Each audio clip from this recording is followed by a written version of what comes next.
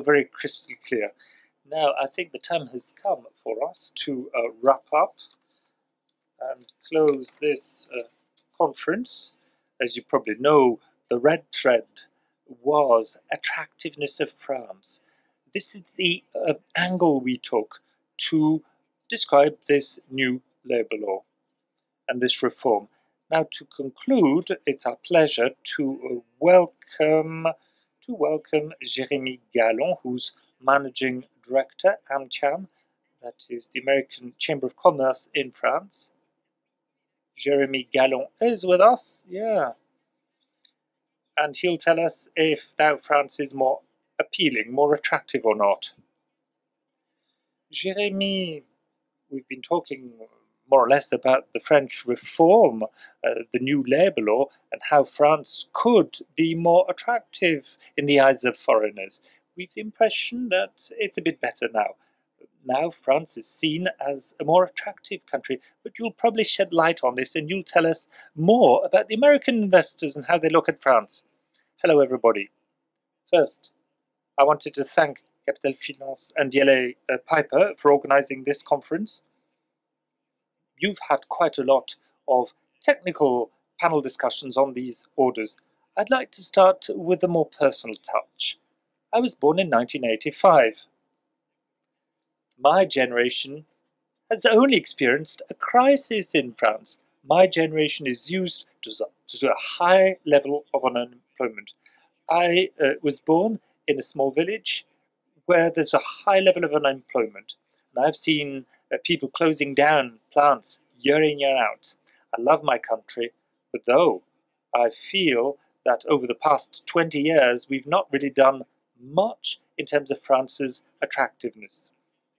The Economist recently said that France was the new sick country in Europe, and the New York Times had many papers on the French identity crisis. I suppose you've read Alain Finkielkraut or Mr. Welbeck or Mr. Zemmour, who were talking about unfortunate identity and disintegration. We had the impression that the country was going downwards. Over the past 10 years, the number of people who've decided to work abroad, even though they were born in France, well, the numbers increased by more than 5% annually. In average, 200,000 French people from 18 to 29 have left France altogether.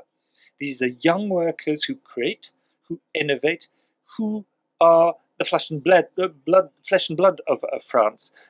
Yet they thought that in France they couldn't have taken the same risk. They couldn't have become entrepreneurs. They couldn't have succeeded, and they couldn't have been given the right to fail as well. Because in France, I think we're risk adverse. If you look at our schools in France, everybody's risk adverse. If I look around and look at my generation, my friends, it was a blood drain. Everybody's decided to go and work in London, Singapore, or in the United States. These young French now work abroad. They gain experience, intellectual and human experience in other environments. It's a great opportunity. But they're not coming back at present. They're not going to create wealth and employment in France, and that's a tragedy. That we no longer have these skills. This is our drama, if I can say, in France. Several years ago, I also decided to work somewhere else. In my family, everything was based on your merits. It's based on meritocracy. So I decided to go and study in Paris, one of the main business schools, and I have become a lawyer. But in something like 25 years, I had the impression that I couldn't do anything great in France. I had the impression that there was some type of sclerosis in France, that we were dominated by the elite, where a few people had everything. So I decided to leave France, and when I left, I wasn't sure at all I would come back. So I decided to go and work and study in the United States. And when I arrived there, people were not talking about France any longer. France and Paris was seen as a museum or a resort place.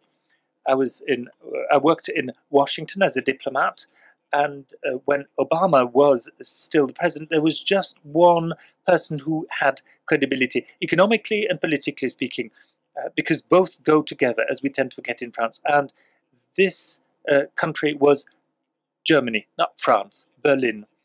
And if you had to discuss with CEOs in America, we were seen as a socialist, almost communist country. And then Brexit, the elections in the US with Donald Trump. And that's when people started looking at France again. In 2016, everybody said the next domino to fall will be France. It was unavoidable. It was obvious. And then all of a sudden, something changed. Something changed. In France, there was a candidate who organized his pro-European election campaign, who opened up. He didn't say that companies were the enemy or a given industry. A candidate who said the French are good, they can be up to these challenges rather than perhaps stirring people's fears. And in the US, and I was in the US at the time, I looked at France, and that's when I thought that France was changing. I thought there's something we can do now in France. There's something that's happening at last in France, and that France can again become an attractive country. I decided to come back then, because I'm convinced about one thing, is that this struggle that we're considering for attractiveness of France is not just in the hands of one government or one policymaker. It's based on a whole society, and therefore we're all on the same boat. We have a responsibility that we have to share with companies as well. And AMCHAM is a group of 400 French and American companies. We represent all industries, all types of companies, and we have a key role to play at AMCHAM. And the first conclusion we arrived at is to look at France's attractiveness. This is the first question to ask ourselves. It's an essential question, because to us, American investors will create thousands of jobs, direct and indirect jobs, not just in Paris, but throughout France. Everywhere in France, we have job catchment areas.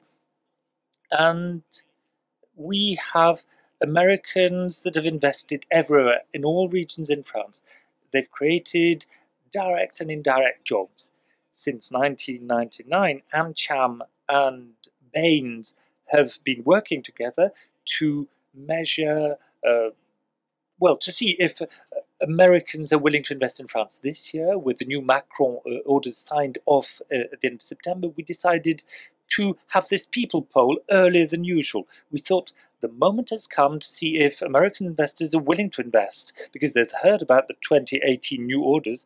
We thought this is a timely thing to do, and therefore we polled people for more than a month. We polled American investors in all industries, for all types of companies, all types of sizes of companies, to try and gauge and see what they would say about investing in France. We had many respondents, and the respondents represent more than 100,000 direct jobs in France. What are the most salient arguments that they came up with? What are the conclusions of these investor polls? We'll start with the first slide. The first point is that there's one thing that's very positive, is that we have American investors who are very positive about economic outlooks in France. In a year, we've gone from 49 to 72% positive. A nice improvement yet in 2016. In the past, it was only at 25%. And then the second slide, which is even more important, is the number of jobs created. At present, 52% of American investors that say that in the 2 or 3 years to come, they will create jobs in France. So it really means something, concretely speaking. As you can see, there's a sharp increase in 2017 from 2016. Now, in 2015, we'd seen an increase already, as you can see here. What was the reason then at the time? It's because people expected a lot from the Macron law, and then they were slightly disappointed, and a drop in 2016. The third point, the third slide, is this. There's, of course, a Macron effect. For 90% of the respondents, they're saying that what the new president is doing is good for investments. It's better for the image of France in the US. So France is in a good position now to talk about its cutting edge as a European hub for innovation and the digital transformation, or to reap the fruit of this new appeal in terms of job creation, for instance. But then there's a but with a capital letter, which is what we can see on the next slide. What we can see year in, year out, is that there are, however, hurdles and obstacles. Total cost of labour, tax systems, administrative and paperwork, administrative obstacles, and despite the orders, these are still obstacles and hurdles for American investors in France. Number two, of course, France is more attractive nowadays, yet we've tried to gauge as well the number of investors who would recommend France as an investment country.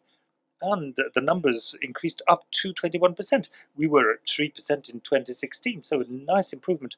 But the net promoter score is negative. Net promoter score is the difference or the gap between the specifiers and those who'd say, no, no, don't go to France. And there's a majority of people who would say, France is a no-no country. Why? Well, we've tried to understand this. And what we've realized is that there's the wait-and-see effect. So many people were disillusioned in the past with promises that never became a reality. That's good. We have a track record. Look at 2007. 2007 was really good. It was the end of the Sarkozy elections, and then a sudden disillusion, and then everything collapsed in 2008. And 2014, 2015, people expected a lot from the Macron law, and then it fell down. There was a collapse. Many investors say, okay, we got off to a very good start, we're on the right path, will this continue or not? Is it just a sign, or is there more to it than meets the eye? So what's very important is the social and economic environment, and there are worries expressed by American investors in that regard. And there's another point that's essential. This morning you've been talking about the Macron orders, and when I turn to the American investors, I'm amazed to see how little they know about those orders. Many CEOs have come to Paris in the recent months. They see that there's something that's changing, but they don't necessarily get all the particulars, which means that we have to educate them. We have to explain what we're doing. This has to be done by the main companies in France and their headquarters, but also the French government and AMCHAM and other organizations have to educate foreign investors. There's another point that's very important in this CEO poll. There's something about digital technology. France is seen as a digital country, which is giving France a cutting edge. 96% of all respondents say that France is a favorable point of destination for the digital transformation of corporates. Yet, American investors are saying you're on the right tracks. Therefore, you must speed up and promote entrepreneurship and innovation in France. Now, the whole story is really good, but then the risk we are facing is that of complacency. We might think that we're attractive enough. That's the end of the story. Not at all. The reform should continue. We have to transform France quickly, strongly, and consistently.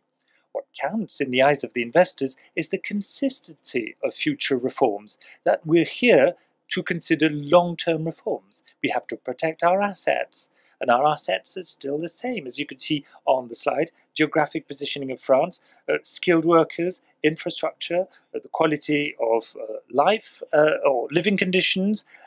And as I was saying a minute ago, when I came back to France, I was thinking we all have a role to play. We all have a responsibility. And the results I've just described are quite positive. This is a commitment for us. And at AMCHAM, we're changing our role as well. We'd like to consider AMCHAM as a think tank. We consider that there are several conclusions that we can draw from the poll. First, we need to educate people as to the French reforms. I'll give you another example of something that's positive in the eyes of the investors when they're cognizant of these reforms. French Tech Visa is a fast-track procedure to obtain your visa that's going to last for 4 years. It's mainly for the entrepreneurs, those who want to create jobs, and researchers. For those who are aware of the fast-track procedure, 90% say it works well. The only glitch is that 90% of the respondents are not aware of the system. So this is very important. We have to educate people as to what we do in France.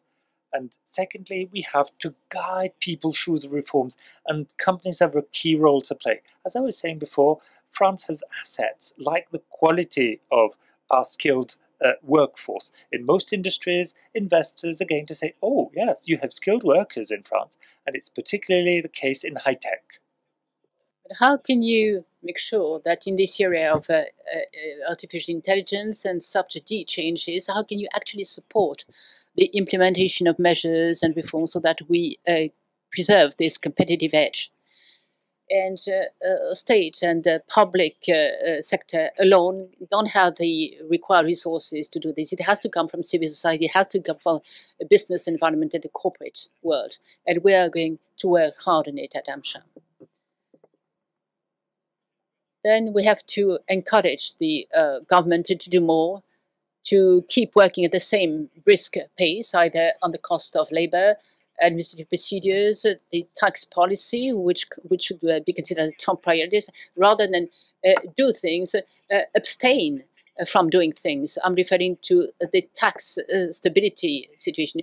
What is key for investors is to know that some tax measures will remain unchanged over time. It's very difficult in a profit and loss statement to say, okay, we'll have a 5-year stability in terms of taxation. So the French head office, they said, why don't you invest in France?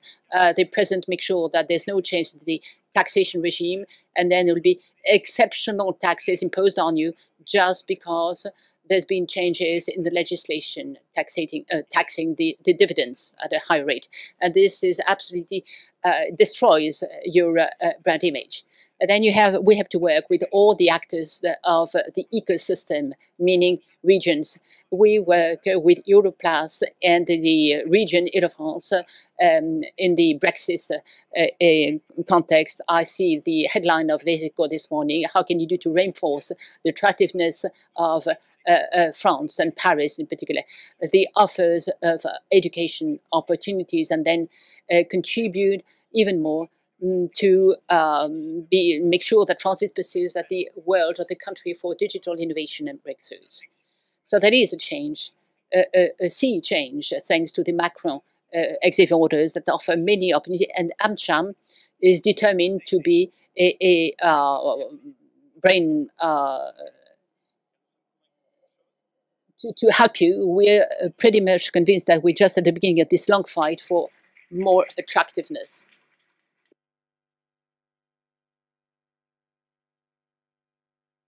Thank you very much, Jérémie, for sharing this enthusiasm with us. It seemed that you did doubt, and all of us were in doubt for some time, but we see that your friends, the US investors, will tell you that the cost of dismissal and procedure is as high. Why encourage them to attend the next workshop at DLA, where we're going to explain to them that we're moving on and there's been significant progress. I'd like to thank you all for your contribution, your attention. Of course, we haven't been able to answer all your questions. Panelists couldn't possibly cover all the points. That was deliberate on their part. So they'll see you again. You'll be able to meet them again. Thank you very much and enjoy your afternoon.